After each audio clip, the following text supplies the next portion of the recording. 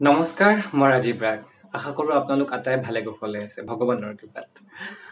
আজি এই ভিডিঅ'টো বনোৱাৰ উদ্দেশ্য হৈছে এখন ক্লিনিক য'ত মই যোৱা এবছৰ ধৰি ট্ৰিটমেণ্ট কৰাই আছো ক্লিনিকখন হৈছে স্কিন ৰিলেটেড চুলি ৰিলেটেড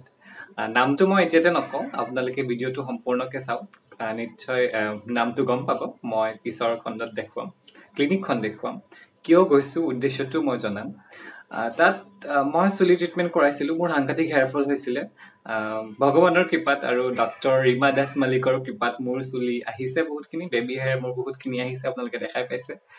স্কিন ৰিলেটেড হওক আপোনালোকৰ যিকোনো ধৰণৰ সমস্যা স্কিন চুলি আপোনালোকে আহিব পাৰে মই গ্যাৰান্টি দিছোঁ আপোনালোকে খুব সুফল পাব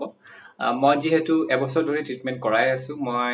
বহুতখিনি সুফল পাইছোঁ মই বিচাৰোঁ আপোনালোকৰ যদি কিবা সমস্যা আছে আপোনালোকে আহক ক্লিনিকখন ক'ত আছে সম্পূৰ্ণ ঠিকনা মই ভিডিঅ'টোৰ লগত মই লিখিতভাৱে দি দিম আপোনালোকে আহিব পাৰিব ক্লিনিকখনৰ ফোন নাম্বাৰটোও দি দিম আপোনালোকে আহিব পাৰিব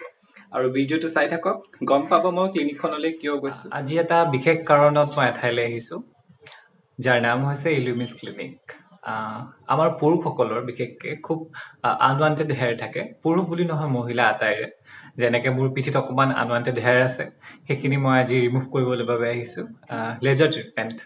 আমি সকলোৱে জ্ঞাত লেজাৰ ট্ৰিটমেণ্টৰ বিষয়ে কিন্তু ক'ত আমি কেনেকৈ কি কৰিব লাগে কিমান হাই টেকন'লজি মেচিনছ আছে সেইবোৰ মই দেখুৱাম এই দাদাজনে আজি মোক কৈ দিব আৰু এয়া হৈছে মেচিনটো য'ত মোৰ লেজাৰ ট্ৰিটমেণ্ট হ'ব যিখিনি মোৰ আনৱান্টেড হেয়াৰ থাকে কাৰোবাৰ দাড়িৰ শ্বেপটোৰ পিছত এইখিনি এক্সট্ৰাখিনি সদায় বেছিকৈ ওলাই থাকে তো আপোনালোকে সেইখিনিও ৰিমুভ কৰি দিব পাৰে একেবাৰে নোহোৱা হৈ থাকিব খুব সহজ পদ্ধতি আজিকালি আগতে বহুত কষ্ট কৰিব লগা আছিলে কিন্তু এতিয়া নাই এতিয়া খুব সহজ হৈ পৰিছে এয়া মই কৰিম পিছত মই ৰিজাল্টটো দেখুৱাম আপোনালোকক আপোনালোকে থাকিব মোৰ লগত